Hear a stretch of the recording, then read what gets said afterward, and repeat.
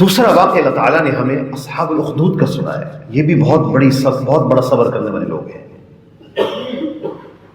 سورۃ البروج کے شان نزول میں ہے کہ حضرت عیسیٰ علیہ السلام کی بعثت کے بعد کا واقعہ ہے. حضور صلی اللہ علیہ وسلم کی بعثت سے 300 سال پہلے کا واقعہ ہے. اس زمانے کے اندر یہ جو بادشاہ ہوتے تھے یہ اپنی بادشاہت میں جادو کا سہارا بہت لیتے تھے، اس لیے ان بادشاہوں کے ساتھ جادوگر جمع رہتے تھے. تو ایک بادشاہ کے جادوگر نے اسے کہا کہ میں بوڑھا آدمی ہو گیا ہوں، مجھے کوئی نوجوان لڑکا دے دے، میں اس کو یہ جادو سکھا دوں جو آپ کی سلطنت کی حفاظت کے لیے کام آئے. بادشاہ نے اپنے علاقے میں سے ایک بچے کا انتخاب کیا کہ بچہ ہے یہ جلدی سیکھ جائے گا اور استقامت سے سیکھے گا. وہ بچہ اس جادوگر کے پاس جانے لگ گیا. راستے میں ایک راہب کا مقام تھا. راہب وہ جو حضرت عیسیٰ علیہ السلام کے ماننے والے ہیں، صحیح مذہب پر. بچے کو ان کی باتیں اچھی لگتی تھی. راہب نے اس کو اسلام کی دعوت دی، اس نے اسلام قبول کر لیا. راہب کے پاس جب بھی بیٹھ کر وہاں جاتا تھا تو آگے جادوگر اس کو مارتا تھا کہ تو تاخیر سے کیوں آیا. جب جادوگر سے اٹھ کے اپنے گھر جاتا تھا تو گھر والے مارتے تھے، تاخیر سے کیوں آیا. اس بچے نے صبر کیا. اللہ تعالیٰ نے اس کو صبر کی وجہ سے کچھ طاقتوں سے نواز دیا. ایک دفعہ یہ پڑھنے جا رہا تھا، راستے میں لوگوں کا مجمع کھڑا ہے. پوچھا کیا معاملہ ہے؟ کہنے لگے شیر راستے میں آ کے بیٹھی ہے اور ہم لوگ انتظار کر رہے ہیں، اٹھ کے جائے تو ہم جائیں. اس بچے نے چھوٹا سا پتھر اٹھایا اور کہنے لگا کہ اے اللہ، اگر راہب کا دین سچا ہے اس پتھر سے اس کو ہلاک کر دے. جب جیسے پتھر مارا تو شیر ہلاک ہو گیا. لوگ بڑے متاثر ہوئے. وہ کہنے لگے یہ علم تیرے پاس کیسے آیا؟ نبینا لوگ اس کے پاس آنے لگے کہ ہمارے لیے دعا کر دو. وہ کہتا تھا پہلے اسلام قبول کرو. لوگ اسلام قبول کر لیتے، یہ دعا کرتا اللہ پاک بینا عطا فرما دیتے، مریض اچھے ہو جاتے ہیں. اور راہب کو پتہ چلا، اس نے کہا کہ دیکھو اب تمہاری خبر پھیل جائے گی، میرے بارے میں نہیں بتانا کہ کس نے تمہیں اسلام کی طرف بلایا ہے. یہ خبر بادشاہ تک پہنچی تو بادشاہ نے بچے کو بلایا اور اسے کہا کہ الک رب غیری، میرے علاوہ بھی کوئی رب ہے؟ بچے نے کہا ربی و ربک اللہ، میرا اور تیرا رب اللہ ہے. انہوں نے کہا، بادشاہ نے کہا کہ اس کو مارو، اس سے اگلواؤ کہ کس نے اس کو دعوت دی، اس کو کس نے اس راہ پہ لگایا. بچے کو تکلیف دیتے رہے. وہ چھوٹا بچہ تو اس نے بتا دیا کہ فلاں راہب ہے. اس کو لایا گیا، مجمع کے سامنے رکھ کر آڑے سے اس کو چیر دیا گیا، 2 ٹکڑے کر دیے گئے.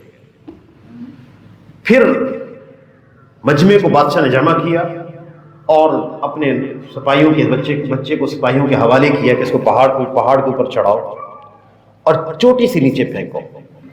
جب پہاڑ کی چوٹی پر چڑھے تو بچے نے ایک چھوٹا سا جملہ کہا، اللہم اکفنی بما شئت. یہ مسنون روایت دعاؤں میں سے بھی ہے. جس شخص کو دشمن کا خوف ہو تو اس کو یہ دعا مانگنی ہوتی ہے، اللہم اکفنی بما شئت، اے اللہ جیسے تو چاہے تو میری کفایت کر. اتنا کہنی تھا، ایک زلزلہ آیا، سارے سپاہی نیچے پہاڑ سے ہلاک ہو گئے. یہ صحیح سالم تندرست کھڑا، یہ نیچے اتر کے آ گیا. بادشاہ نے پھر اس کو ایک کشتی پہ بٹھایا اور ساتھ اپنے بندے کیے کہ اس کو منج دہار پانی کے اندر پھینکو. جب اس کو منج دہار لے گئے تو اس نے فوراً پھر وہی دعا مانگی، اللہم اکفنی بما شئت، اے اللہ تو مجھے کافی ہو جا جیسے تو چاہے. بس کہنا ہی تھا کہ سارے لوگ پانی میں جا گرے، یہ صحیح سالم و تندرست، یہ واپس آ گئے. بادشاہ نے اسے پوچھا تو مرے گا کیسے؟ اس نے کہا ایک ہی راستہ ہے، اللہ اکبر. اس نے کہا کہ تو میرے ترکش سے ایک تیر لے لے اور کمان پہ چڑھا، مجھے سولی پہ لٹکا دو، تیر میری کنپٹی پہ مارو اور یہ کہہ کے مارنا بسم اللہ رب الغلام، میں اس غلام کے رب کے نام کے ساتھ مارتا ہوں. تو بادشاہ نے ایسے کیا، مجمع اس نے پہلے اپنا سارا جمع کیا ہوا تھا، قوم ساری جمع کی ہوئی تھی. جب اس نے بسم اللہ رب الغلام کہہ کے تیر مارا، بچے نے یہاں ہاتھ رکھا اور شہید ہو گیا. جتنا مجمع تھا اس کی قوم کا سارا اس وقت اسلام میں داخل ہو گیا. اب یہ ان پر ظلم کر رہے ہیں کہ واپس آئے، وہ واپس آنے کے لیے تیار نہیں. اللہ کی قدرت کا مشاہدہ اپنی آنکھوں سے کر چکے تھے. تو بادشاہ نے خندقیں کھدوائی، اس میں لکڑی بھری گئی، آگ جلائی گئی، اور بہت بڑی بڑی خندقیں کھدوائی، ہزاروں انسانوں کو اس میں جلوایا، ہر آدمی کو آگ کے کنارے کھڑا کرتے تھے اور کہتے تھے بادشاہ پر ایمان لاتا یا رب پر؟ وہ کہتے ہم رب پر ایمان لائے۔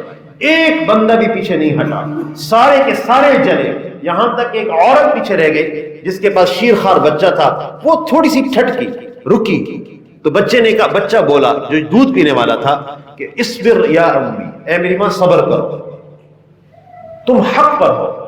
وہ اور اس عورت نے بھی چھلانگ لگا دی۔